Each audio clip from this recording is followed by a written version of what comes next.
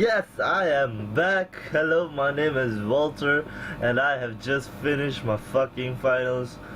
Goodbye 2016, worst fucking year ever. Fuck every fucking thing that has come to me and fucking knocked me down for so many fucking times, man. If this year has taught me something, it has taught me not to give a fuck anymore. It has taught me to give less of the amounts of fucks I give in a fucking single year, or in a single month, or in a single fucking week, man. Holy fucking shit. I just had to get that out there. I had the most fun I have had in a fucking day, man. My final paper was in the morning. I was like, I got this planned out. I bought like trunks. I bought like a towel because I went to Sunway Lagoon.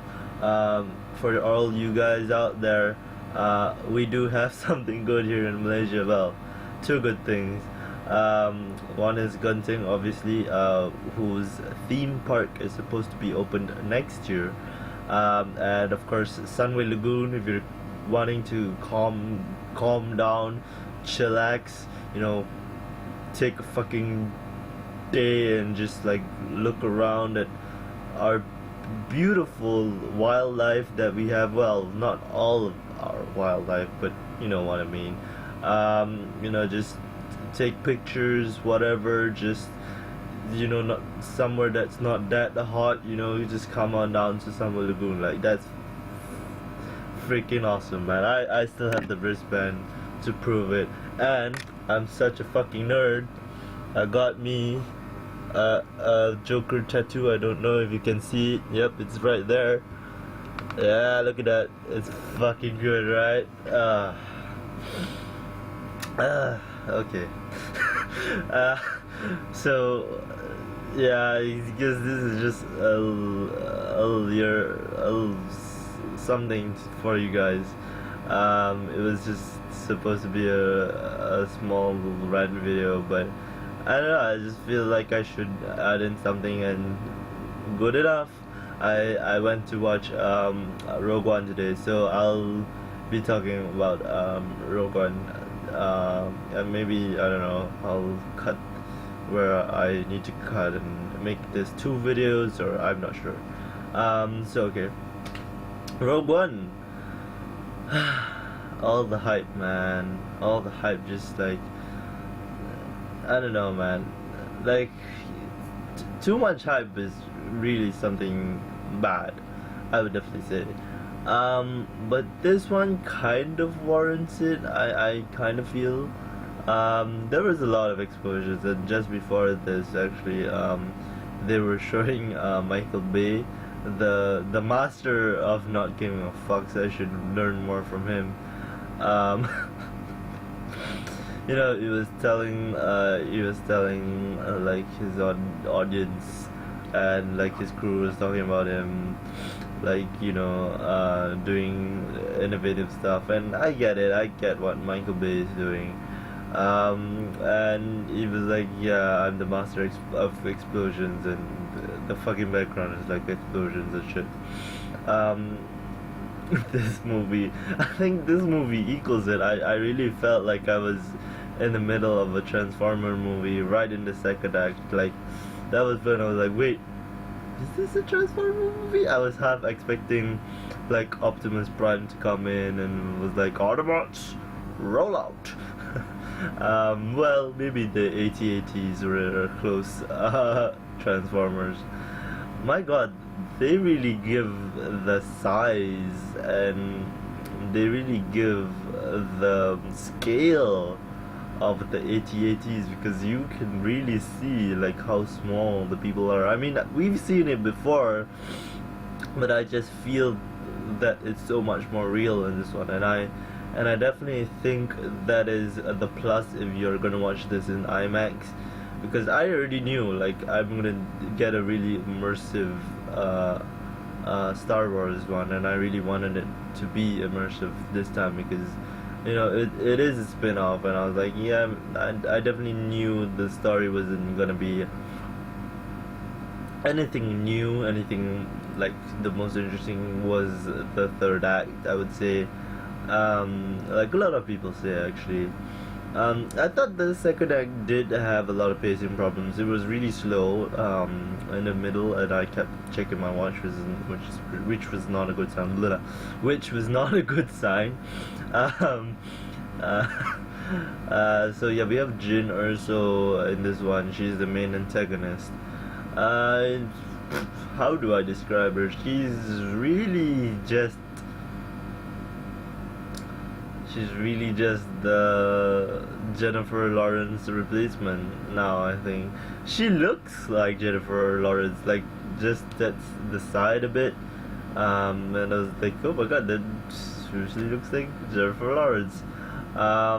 Forrest Whitaker didn't really have a big role in this one. He was just, when I say big role, I mean like, it wasn't that big of an impact because she got over it really quick. I was like, wow, what, how? Like, she mentioned that he abandoned her and everything, but I definitely would have thought like she would be like more angry about his death or something, but nope. Got another death with the real dad, and she got really like that really affected her. But again, I think it's a very double-edged sword because then I think the argument comes in that no, that was just the start, that was just a seed, and then when her father died, that was when shit went down, and water got poured, and the fucking soil and the plant just grew out of the ground. So that is definitely an argument there. What else? I really liked the irony at the end because, spoilers, I'm sorry. But I think you've definitely watched this already, so not much of a spoiler. So yeah, at the end, I didn't have time to watch movies, guys. I'm so sorry. My finals got in the way. Worst year ever, 2016. Anyway, if my mind can stop going off tracks. I definitely think this is one of the movies that you need time on because like it's definitely there, the irony and all that. Yes, and I was talking about irony during the third act because the director Cringy, I don't know, it's the with K or Crinny. I think that's his name. I'm not sure. I don't know. It's too hard for me to enunciate some of the names here. Yeah, it was ironic that he was killed by his own weapon that he helped build. And at the end, if you notice, like Darth Vader wasn't really in a hurry to chase the rebels. And my God, I think they had this footage like in stock or something. I swear to God, or they really got someone who looked like Carrie Fisher put in this role, and I'm just like, wow. Well done, guys. Like I really couldn't tell the difference because it's so pure. The pixels and everything was so in place and so within that time frame that the edit was so good. Like I was like, oh my God, it's Carrie Fisher, are you sure? But I didn't have time to check the credits. I'm so sorry. I think James Earl Jones came back to do the voice because that is Vader's voice essentially. I really loved the tube scene where he's like in the tube of like water and shit, and then it comes down. It was really cool. I really liked the set for the for Scarif. Yeah, Scarif. Scarif. I'm just gonna call it Scarif. I really liked it because I love beaches. Not, I'm so sorry.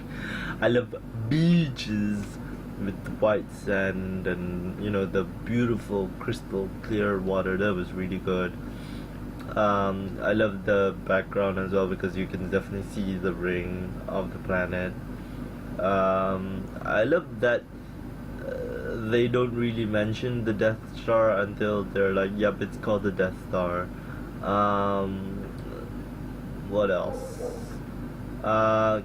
K2 was a bit of like a hit and miss for some people, I would say. I think I was the most one geeking out in the whole theater because I was laughing, I was clapping, I was like yeah, and I was like no. Well, the yeah no was more off in my heart, but the claps I did. Especially the third act. For people who've watched this movie, you know what I'm talking about. It's that whole scene where it's dark, and I swear to God, this is worth the IMAX. Please, like, if you get the chance, just take that third act, put it out there for people to watch in IMAX, cause you'll get immersed in that. Like, the whole scene is dark, right? It's black, pitch black, and you know something is there, but you don't know what, because the rebels are getting ready to shoot, and they don't know too because their faces are confused, and then you hear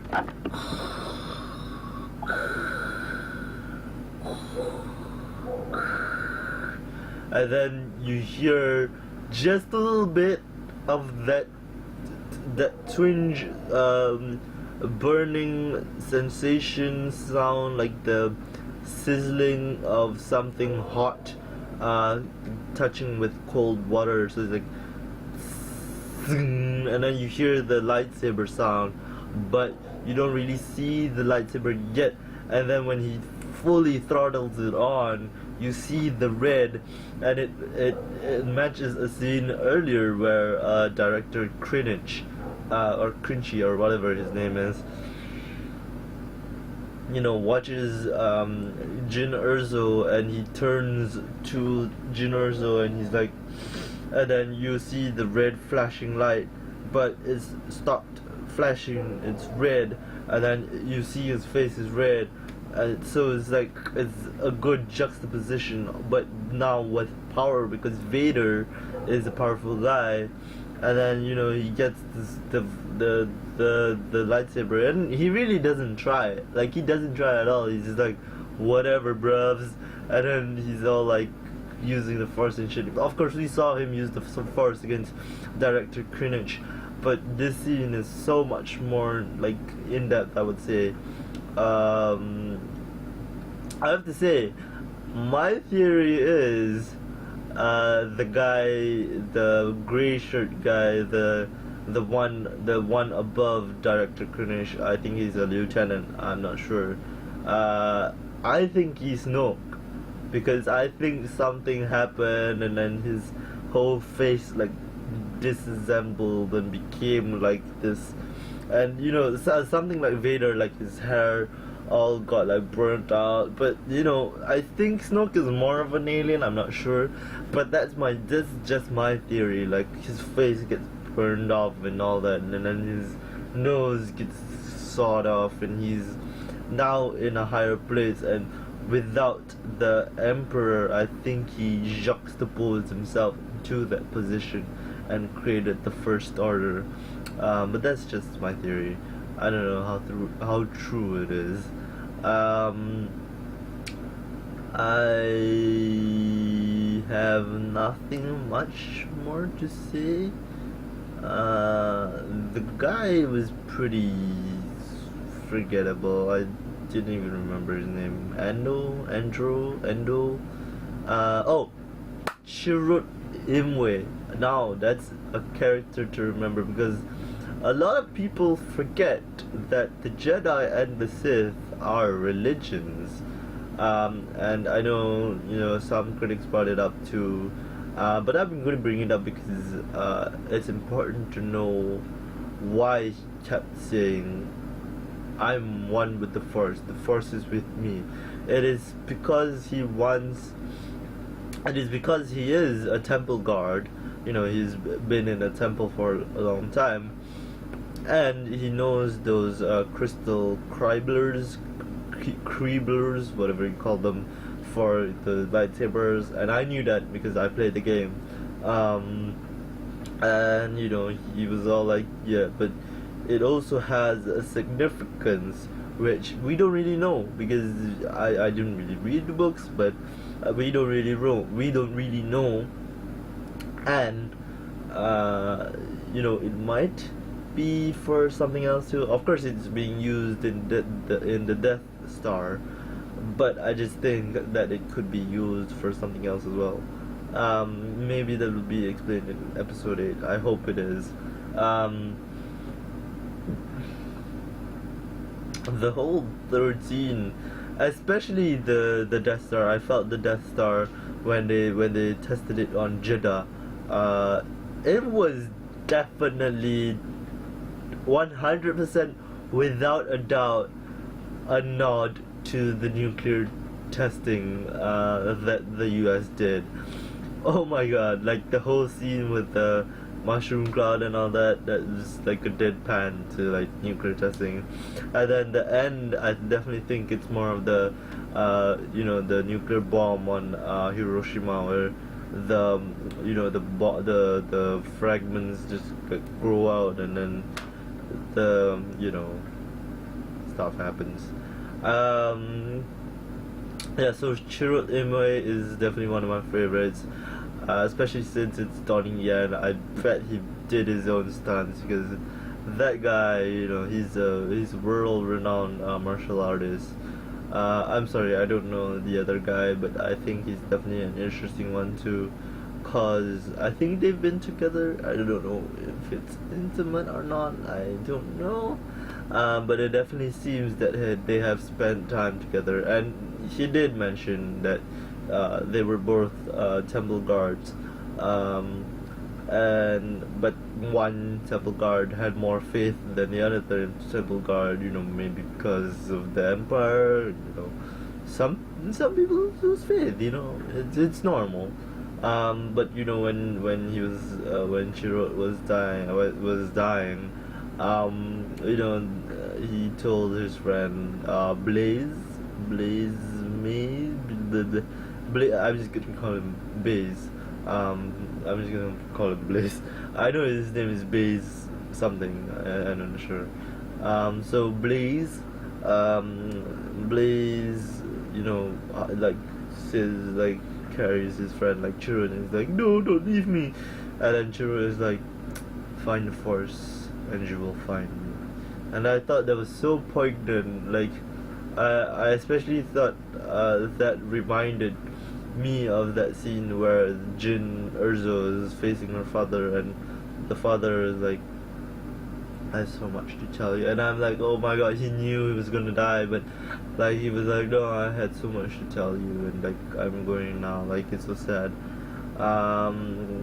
Yeah, I don't know who's the actor for Bodhi Rock, but I swear I know he's from Marco Polo. I just don't know the name. I'm sorry. Yeah, that was really about it. The first act is, character development. I really appreciated that. Not much humor in this, but I don't know. Maybe it could have benefited from some humor, because everything was so serious. I thought it was gonna go too serious, and then like some hammy explosions happened. K2 provided some humor. We saw a little nod to C3PO and R2D2. More nods to Vader, because they know. And of course the mouse is like, now the mouse cannot do with mothers, he does with fathers, because it's like Vader has daddy issues, Luke has daddy issues, and now Rey has daddy issues, and now Jin Erso has daddy issues. It's all daddy issues now. I wonder if the next one is gonna be daddy issues. It's because the mom's like, we can't kill off the mothers because we've done it so much in our cartoons. Me. And then kills off the father. I don't know. But they definitely did have an understanding of the mythos, I felt. And some people don't. And that's a waste. Because then this movie, cannot really work. Because I'm just thinking, because like, there is a lot to do with religion as well. Because when Shiro takes the walk of faith, because he's like, I'm one with the force is with me. I'm one with the force is with me. I'm one with the force is with me. He's walking in a line of fire, but he keeps saying that. And I think the force did protect him, but maybe I'm reading too deep. I know I'm reading too deep. And that is definitely something to be applauded.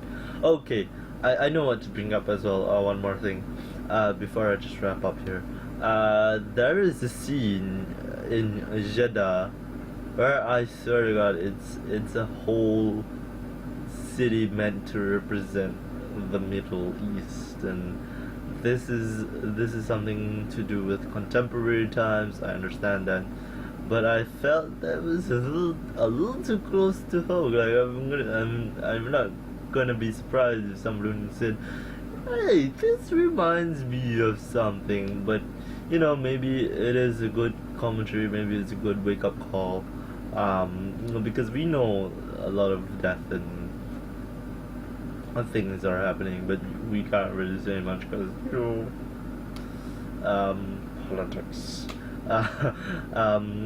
Anyway, I give this movie a 7.5. Definitely not as high as I wanted it to be. I gave Force Awakens a 9. 9.2 maybe.